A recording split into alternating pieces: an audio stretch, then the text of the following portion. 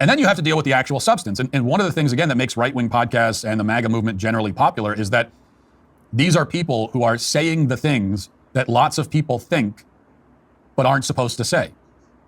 Okay, how do I get away with saying all the stuff that I say all the time?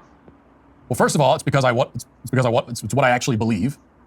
And the audience knows that I'm just being honest. I'm telling you what I believe. So whenever there's a big controversy and people get upset and they're saying, "Oh, can you believe what Matt Walsh said?" My audience hears that and says, "Yeah, so what? It's what he thinks. You don't have to think the same thing, but it's what he thinks. So what's the big deal?" But also leaving aside, at least for me personally, leaving aside some of my more bizarre tangents, generally, the things that I say out loud are the things that millions of people have already said out loud in their living rooms to their families and to their friends. And that's the case for almost anybody on the right with any size platform. Much of our success is due not to trying to be edgy, but almost the opposite. It's due to the fact that most of what we say is stuff that hundreds of millions, if not billions of people believe. It's the stuff that everyone believes, but you're not supposed to say. I have to give him credit. He's really good at being vague, and vagueness is an advantage for the far right. They use it in a very sleazy way. They say, well, I'm just saying what's true. I'm just saying what people agree with. They won't give specific examples, or if they do, they're very carefully cherry-picked or done in a very Mott and Bailey style thing where they say, oh, I'm just saying this. But then, what they're really saying is something way more extreme. So Matt Walsh obviously says plenty of things that a lot of people in his base love, and he has a lot of confidence. I will give him that. He is very masculine. He is very sure of himself. He is admirable in his ability to deliver things with a great conviction. But that does not change the fact that almost everything that he says is false. That almost everything that he says is actually unpopular. It might get a select group of the population to clap like mad to give him a standing ovation, but a majority of people are not going to agree with what he says. And no, billions of people certainly are not going to agree with what he says. I mean, first of all, he's an American political commentator making commentary in an American context. And we don't even have a billion people here in America. We have just over 330 million. So I don't know where on earth he gets this ego from of billions of people agree with him. I mean, this is a guy who says that, oh yeah, women should just stay home. Men should do everything. He says everyone needs to shut up and be grateful to white men. White men are not a majority in the entire world. Billions of people are not going to just lie down and agree with that and say, oh yeah, white men are just better than everyone. And you know what? I'm a white guy, and I will say that white guys have done lots of great stuff. But Matt, you need to stop with this belligerent nonsense about, oh, everyone just bow down before white men.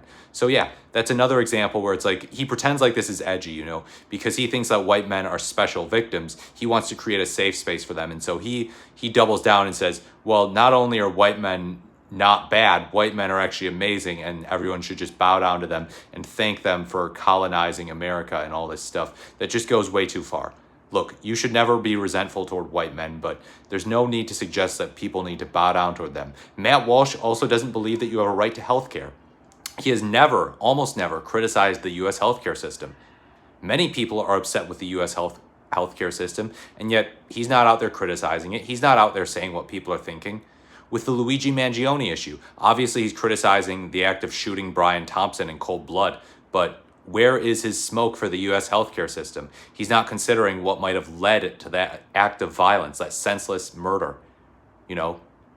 Had the U.S. healthcare system been better, had it been more similar to other developed countries, that probably wouldn't have happened.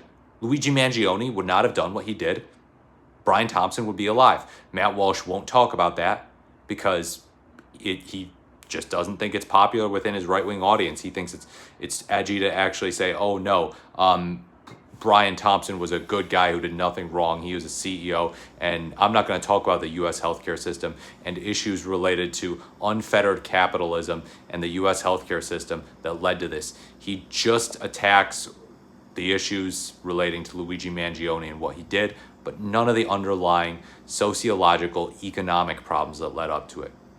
And that is his issue. He does self-censor. He does avoid saying what you're not supposed to say, but which is popular and which most people agree with. Most people agree with leftist economic messaging, but he's like, oh no, that's bad. Oh, that's socialism. That's communism. That's violence.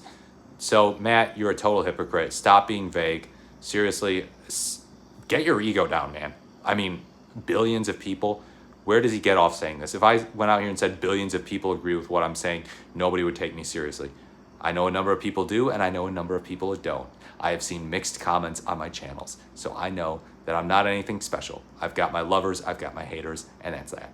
Let me know what you think in the comments below. Like, comment, or subscribe to the channel. Thank you for watching. This has been the Morris the Merrier, and I will speak to you in the next video.